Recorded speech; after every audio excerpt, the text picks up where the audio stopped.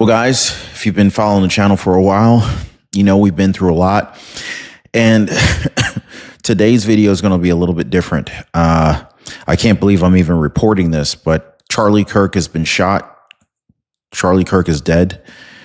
And America is totally different today. September 10th, 2025. Not September 11th, September 10th. America's reeling tonight. A nation is in shock. We're a nation in mourning right now. Charlie Kirk, he was only 31 years old, and he's now dead after a single rifle shot struck him in the neck while speaking at Utah Valley University. Now,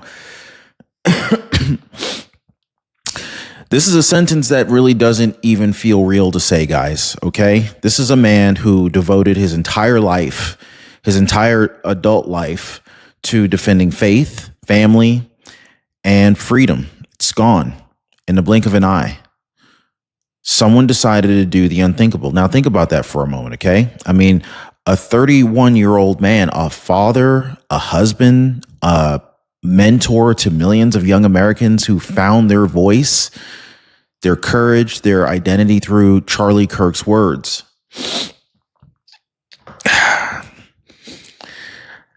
Today, that voice was silenced permanently, and with it, an entire generation feels like it lost its guide. I'm looking on X right now. I see Elon Musk. He dropped a message saying that the left is the party of murder. Sean McGuire responded, "The left lectured us for the last decade about the dangers of violence from the right, from the assassination attempts of President Trump." So for his wife, Erica, for his child, for his family, this is a pain that most of us can't even begin to imagine. And yet, for millions who looked up to Charlie, this really feels personal. It feels like a member of their own family has been taken. And for many folks, it has been taken. But in moments like this, when the air feels heavy, when grief threatens to crush us, the question becomes, okay, well, how does America respond to this? Like, do we collapse into fear? Do we allow anger to divide us even further? Or do we rise to the moment? Are we going to be stronger, more united, more determined than ever to carry forward the values that Charlie lived and died for? Well, this is what makes us even more powerful here, because in the middle of all of this noise, one message kind of cut through crystal clear. President Trump, the leader of this movement, he didn't call for revenge. He didn't call for division. He called for prayer, for America to come together, to turn to God, to lift up Charlie's family. I'm sorry. And to recognize that even in death, this example can light the path forward. So this is clearly a lot bigger than politics. This is about who we are as a people. And tonight, we're going to look at what happened. I'm going to share some things. I'm not going to say exactly what I'm going to share yet, but man, this is crazy, right? We need to talk about what happened, why this matters, and where do we go from here? And I want you to ask yourself a very important question as we kind of go through all of this. Is this tragedy going to break America apart, or is it going to, ignite something that the enemy never even expected? We're going to come out stronger, louder, or what, right? September 10th, 2025. This is the date that will be remembered for years to come, because tonight America's in shock. The news has been confirmed. Charlie Kirk, only 31 years old, is dead after being gunned down in broad daylight at Utah Valley University. And it doesn't even sound real. 31 years old, guys. Still so young, still building his life, his family, his future. I believe he's got 2 young kids. I mean, and yet in a single moment, one bullet ended it all. For millions across this country, this really feels like a gut punch. I mean, we've lost one of the most influential conservative voices of this generation. This is a man who built a movement around faith, family, and freedom, and now that voice has been silenced. And so this is something we can't ignore. Like, how could this even happen? Like, what does this mean for America's future? Is this just another tragedy, or is this going to spark something bigger that's going to force this nation to face some very real, uncomfortable truths? Now, the scene in Utah Valley University, a conservative stronghold, a community that really should have been safe, a place where people gathered expecting inspiration, not bloodshed. Charlie Kirk was there. He was speaking under a tent. You've probably seen the video clips of what had transpired.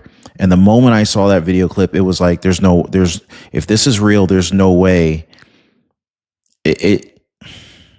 I couldn't imagine how anyone could possibly survive something like that. Charlie Kirk was there. He was speaking under a tent, surrounded by students, families, supporters who came to hear a message of hope. And then it happened. A single shot cracked through the air, not a series of shots, not a random spray. Experts have already weighed in. The sound matched that of a high-powered rifle. One pull of the trigger from a distance, one bullet with devastating precision. Now, at first, some in the crowd were not really sure what they heard. Was it a firework? Was it a microphone pop?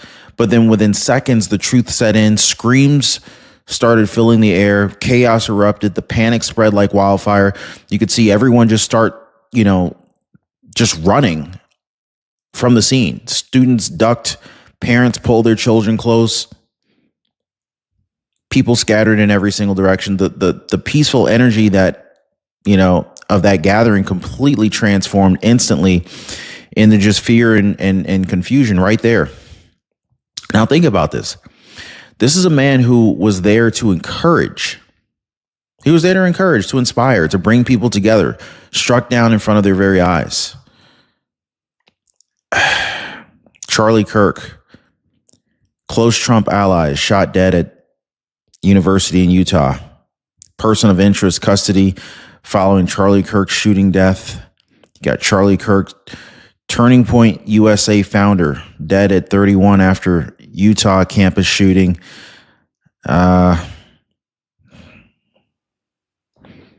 He didn't deserve this, man. I mean, think about this. A man who was there to encourage. This is not a crime to encourage, is it? I mean, that's an act that's designed to send a message. And the question tonight is, what message, what message was it meant to send? And what message will America send back in response to this? Now, I'm a man of peace, but I want to know, what do y'all think? Where do we go from here? Now, here's where the tragedy turned undeniable. Reports confirmed that Charlie Kirk was struck directly by that single shot, not a graze, not a warning. This was a direct hit. Now, eyewitnesses are saying that the moment that it happened, you could feel the air leave the crowd, like his body collapsed instantly. And, with it came the piercing screams of everybody, all the people who realized that this was not an accident. This was no mistake. This was an assassination. The description is chilling. 1 second, a man speaking with conviction under a tent. The next, silence broken only to panic, terror, and tears. People shouted for help. Others tried desperately to figure out if he was alive. But the scene was just complete chaos. Security rushed in. Police scrambled, but even they were stunned. A single rifle round was fired with surgical precision and had just done what thousands of critics, activists, and opponents never could. I mean, it silenced Charlie Kirk. And so then came the flood of confusion about who pulled the trigger. Now, we're seeing all sorts of reports here. They did take one man into custody. Initial reports were saying that a man was detained, shouting, kill me," as officers were dragging him away. But here's the problem. Was he really the shooter, or was he just a pawn in something a lot bigger? Witnesses are saying that he didn't even have the weapon that matched the sound of the rifle blast. Then the spin started. MSNBC, they floated the idea. Can you believe this, guys? MSNBC floated the idea that maybe it was friendly fire. What the friendly fire in a clean single shot strike that hit Charlie Kirk directly in the neck? That's not friendly fire. That's precision. And the fact that they even suggested that such a thing, something is wrong with those people there. The narrative is already being shaped just minutes after this played out, molded and twisted before the facts were even in. And history reminds us what happens next. Remember JFK, RFK, every time America loses a leader in an attack like this, the questions never end. Was it really Harvey Oswald? Was it really Sirhan? Or was it something bigger? Some people are going to call it a conspiracy. Others are going to call it a cover up. But the truth is the confusion around Charlie Kirk's shooter already feels hauntingly familiar. And America has to ask, are we about to relive history all over again? And so once the chaos on the ground gave way to the silence, the real battlefield, it moved online. Social media didn't just react, it erupted.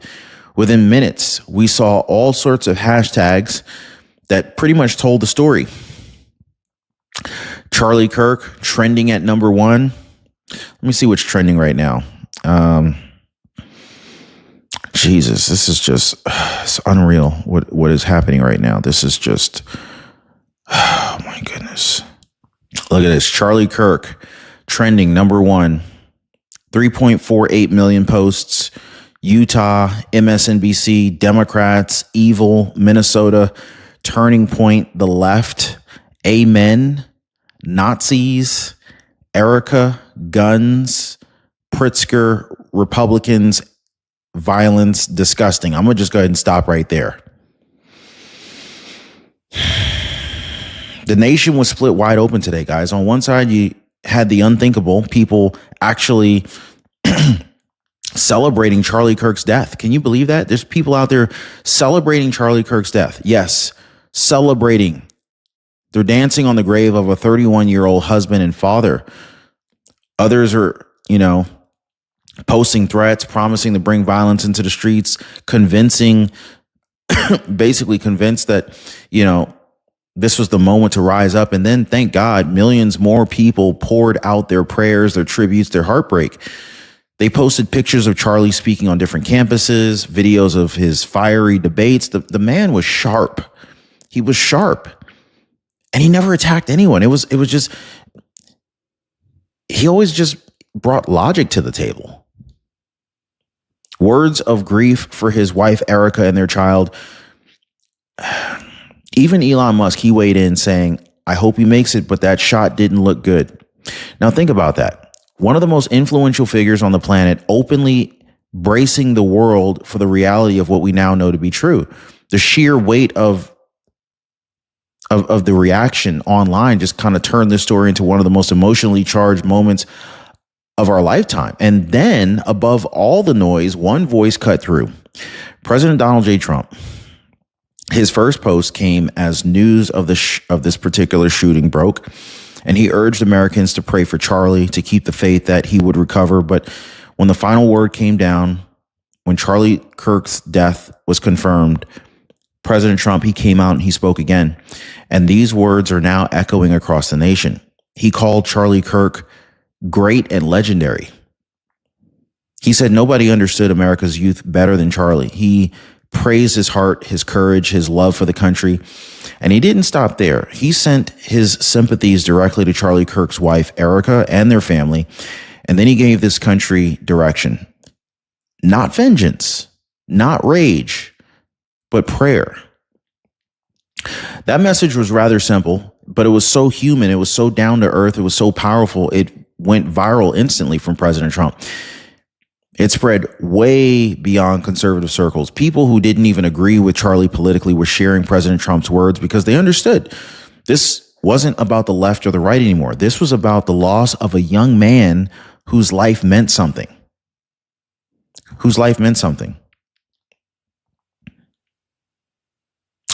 And so the contrast really couldn't be any sharper. While the media speculated recklessly, maybe it was friendly fire. I can't believe somebody on MSNBC would say something like that. Floating these theories of friendly fire, sowing doubt, fanning division. President Trump gave America exactly what it needed, exactly what we needed: unity and prayer. And that contrast really matters because it really reveals who's trying to heal the country and who's trying to divide it even further. So Charlie Kirk wasn't just another conservative commentator. He wasn't just another voice in the crowd. He was a force of nature.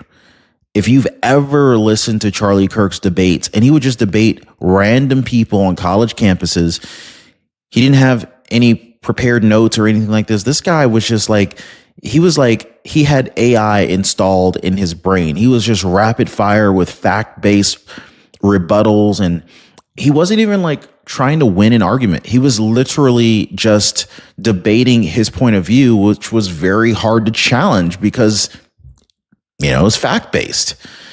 He successfully mobilized millions of young conservatives who might never have even voted, who might never have ever spoken up if not for him. He gave them a voice. He gave them courage. He gave them a cause that was even bigger than themselves. Charlie was clearly very instrumental in President Trump's last campaign. He was credited with rallying young voters across the country, flipping states, and inspiring a whole new generation of Americans to believe that faith, family, and freedom were values worth fighting for. And he proved that tonight. His debates were fiery, his speeches were passionate, and his influence was completely undeniable. And yet, for all the politics, those closest to him, who knew him first as a husband, as a father, as a friend, he was grounded in the basics, raising a family, building strong communities, and never backing down from what he believed was right. This is why his death cut so deep. It's not just America lost a political voice. It's that millions of young people, they lost a mentor. They lost a role model. They lost someone who they looked up to as proof that only one person really can make a difference. And so here's where the knife cuts even deeper, okay? America is now standing at the edge. On one side, you got venom, hatred, division, people online mocking Charlie Kirk's death, twisting the knife, completely insensitive to his family, trying to use this moment to tear the country further apart. I mean, you see the hashtags that are celebrating the violence, and it makes you wonder, how do we even get here? Where death is entertainment for some people. On the other side, you got something completely different. You've got churches holding prayer vigils, families kneeling together in their living rooms, communities uniting to mourn, to cry, to pray. Ordinary Americans recognizing that in a world that's so dark, the only response is to come together in faith and resilience. So this is what we're facing right now, guys. The loud chaos of division versus the quiet strength of unity. The poison of those who hate versus the faith of those who heal. And the tension is this: which side will define America going forward? Is Charlie Kirk's death going to be used as fuel to rip us apart even more? Or is Charlie Kirk's death going to be the spark that pushes America back to its roots, faith, family, and freedom? That's the question that we all have to answer right now. So, we come to the questions that nobody can escape, the unanswered questions that is going to haunt this tragedy for years to come. Was this a political hit? Was it a lone madman? I mean, was it orchestrated? Was the shooter even the person that they detained today? Or was he just a decoy, like a patsy that was set up to take the fall? Why was security unable to stop a single precision shot from a high-powered rifle in broad daylight? Like, could this have been prevented? I think the answer is yes. The FBI and local authorities, they're digging in. But let's be honest, America has been here before. When a figure this prominent, this influential is cut down, the official stories rarely satisfy us, right? RFK, JFK, decades later, people still don't believe that we got the truth.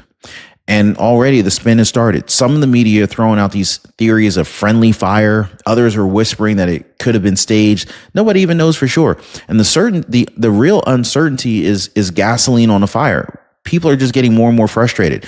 And this breeds fear. Is the shooter still out there? All sorts of speculation. It really divides a nation already stretched to the breaking point. So here's a reality that we just can't escape. Charlie Kirk is gone. And that fact alone has already changed the conservative movement forever. His life was very short, but his impact was enormous. And right now, his death, it has the potential to become something bigger than even he could have imagined. A rallying cry, a turning point. A line in the sand for millions of people who followed his example. So this is where President Trump's message really kind of cut through all the noise. This is a moment when people are demanding revenge, when emotions are at their boiling point. President Trump, he chose a different path. Not surprised. He chose prayer. He chose unity. He chose to remind this country that the battle that we're fighting isn't just political, it is spiritual. Prayer doesn't mean weakness. Prayer doesn't mean surrender. Prayer means strength. Prayer means clarity. Prayer means remembering that even in our darkest hour, there is a light that cannot be extinguished. And Charlie Kirk's life, his faith, his family, his fight for America, it's now that light. So America grieves tonight. A wife grieves. A child's going to grow up without her father. Millions of young conservatives are mourning the man who showed them how to stand tall. But grief cannot be the end of today's story. We will not fear. We will not fold. Charlie Kirk's death is definitely a tragedy, but his legacy is a rallying cry. So now it falls on us to carry it further. So let this be the message, guys.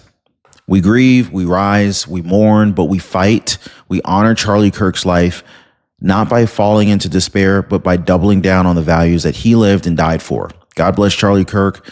God bless his family, and God bless the United States of America.